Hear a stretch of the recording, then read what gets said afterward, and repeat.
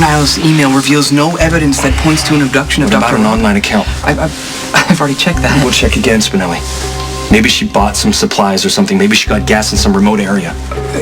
If Dr. Niles is indeed a kidnapper and or stalker, she's demonstrated too much skill in guile for such an obvious Spinelli, mistake. there's got to be something else. Camping supplies, maybe a weapon or duct tape, I don't know. Maybe she downloaded directions where she might have taken Robin. There's got to be something there to help me get my wife back.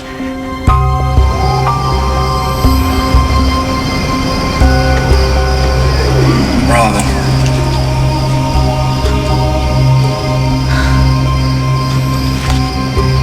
Stone. Robin. What on earth are you doing down here? How can you be here? I don't even want to question it. You question everything, Robin. That's part of what I love about you. But how can I be talking to you and seeing you? Am I dying? Oh, no.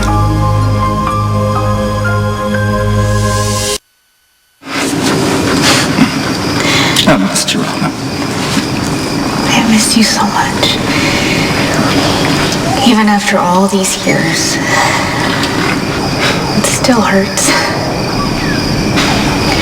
I tried to prepare myself when you were dying, but I wasn't ready to lose you.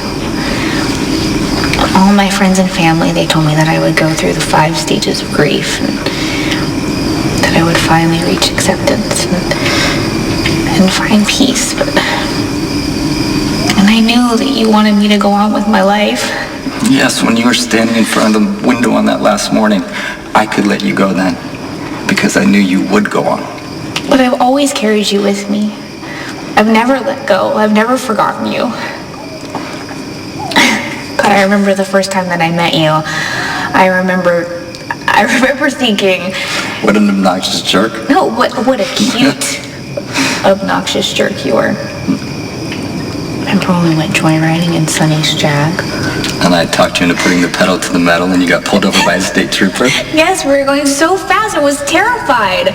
Oh, we got so busted. I remember seeing the red flashing light in the rearview mirror. For sheer terror. Nothing can match what you talked me into doing. Getting up in front of everybody at the nurses' ball and doing that scene from Romeo and Juliet? Sorry. Yes. And that night that you went bungee jumping, you weren't even scared. I was so scared for you. I can still see your face standing on the edge of the ledge. I could hear you screaming as you fell the entire way down. You were so... alive. happy. You made me so happy. Honestly, it was the best time of my life. Even though I left you to live with HIV? Deepest apologies, but I have failed to uncover anything of a suspicious nature in Dr. Niles' cyber records. There's got to be something you missed. Maybe she's got another account. The Jekyll has hacked into government encrypted sites. Dr. Niles does not have the skill to hide from me. What about work? Did you check her work email? Yes, it's done. All of Dr. Niles' purchases, correspondence, search histories are laid bare right there, and there doesn't appear to be anything untoward. Spinelli, this doesn't make sense. Unless you were mistaken about the doctor's culpability. No, Robin got into the car with Emma. She crashed into a ditch, and then she just left Emma there. I know that Lisa's behind this. Okay. And it's planned, I'm telling you. Forgive me, but it appears that you are indulging in conspiracy theory, seeking to blame sinister forces to ignore the unpalatable reality that Dr. Niles may have had nothing to do with Robin's disappearance. No. Tell me you got something. I've just completed yet another search of Dr. Niles and found nothing of use. No trail of credit card purchases, no suspicious withdrawals that might indicate unrecorded expenditures of a sinister nature. I don't know why I'm surprised that she covered her tracks. She's planned everything so meticulously so far. She hasn't incriminated herself once. Well, then it might be best to stand back and reassess the situation. I don't have time to reassess the situation. My wife is missing.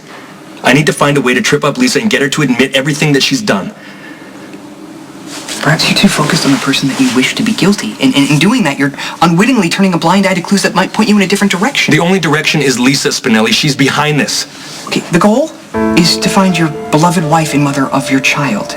With that in mind, you may need to consider alternative scenarios. Isn't finding Robin more important than proving Lisa wrong? We were teenagers when I died. You've had all these years to build me up in your memory, and you forget the ways I failed you. You didn't fail me. You were the love of my life. I was careless. I slept with a girl I knew did intravenous drugs. I only got tested for HIV once. I told you that you were safe with me, and it wasn't true. We made those mistakes together. It wasn't your fault. You still can't let yourself get angry at me. Even after all these years. You need to see me for who I was.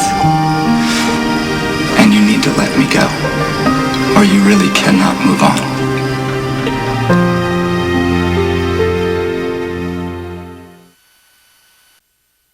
I tried to move on. Now I wish I hadn't. You know, I fell in love with Patrick and I married him, and then he went and cheated on me. You know?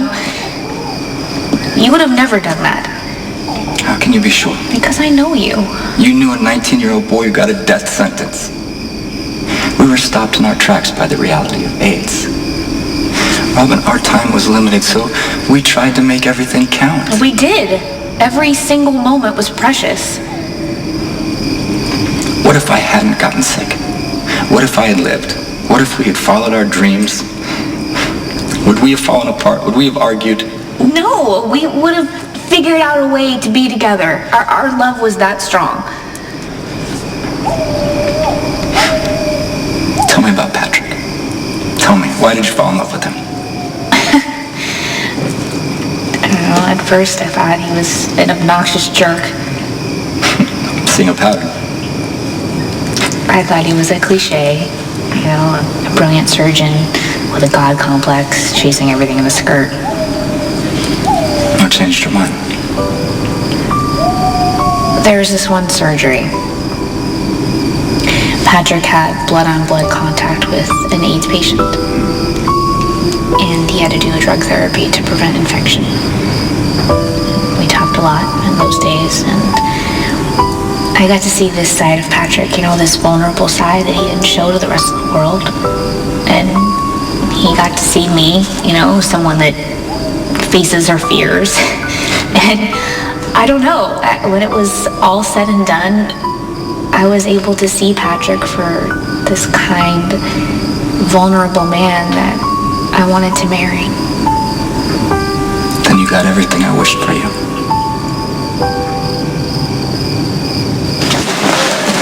Dr. Bach, call 6913. Dr. George Bach, call 6913. Hey. You okay? I'm trying to take it in stride. I mean, honestly, I'm a little freaked out the way that Mac just dragged me into the police station. He didn't let me talk to an attorney. He didn't read me my rights. He just called me in and then accused me of kidnapping Robin. But he let you go. Well, yeah, he had no choice. I mean, Mac doesn't have anything that resembles proof. He's just convinced that I'm somehow plotting to make Robin look unstable. For example, he said that he thinks that I threw myself in front of her car. I mean, that's my favorite. You know, why would I purposely put myself in the hospital? I'm sorry, I'm rambling. I'm just a little unnerved by all of it. Well, I don't blame you. I hope it's over now. It's not even close, because when I was in the station, Mac and some of his forensics buddies ransacked my apartment and impound my car. I don't even want to go back home because everything's going to be torn up. It just feels like such a violation. It's just not fair for Mac to just trample on your rights like that just because he doesn't want to accept the fact that Robin took off. I believed Patrick when he said that he wanted to commit to me, to be a husband and a father. But he didn't change. You know, and you can't have things both ways. Making a new life with someone while holding on to the past. Exactly. Kind of like what you're doing with me. I'm not excusing what Patrick did. I'm just saying there's two sides to everything. Wait a minute. You're comparing my husband cheating on me to me honoring the memory of someone that I loved? How have you been honoring me? What kind of question is that? Humor me. Well, I don't know. The photo albums and a diary, you know, sometimes I get it out and I read it. How often? I don't know, something really sad happened last spring, so I read it then. And Patrick knows you're reading your old diary about your first love. Well, so what? You know, he wasn't very nice about it, which baffles me because what happened with us happened a long time ago. I mean, long before I even met Patrick. And I try to honor your memory by giving back to the HIV and AIDS community. But I went to Africa to help people that were suffering. Suffering the way I suffered. Yes. What is wrong with that? Nothing. Nothing. But you put all those pieces together and it paints a really clear picture. Come on, there's a place in your heart that's permanently out of Patrick's reach.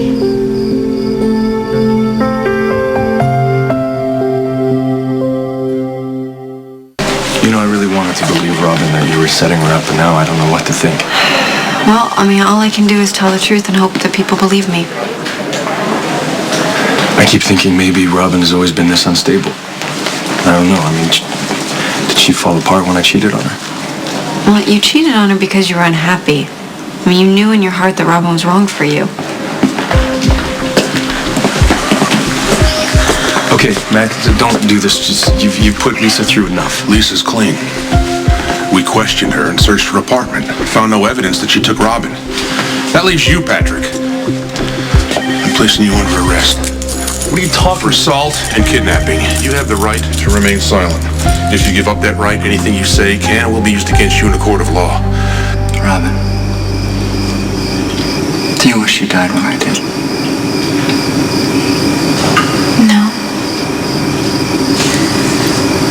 No, never. I love my life. I love my career. I love my friends. My family.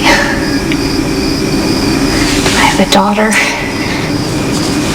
Emma. The daughter that I never thought I could have.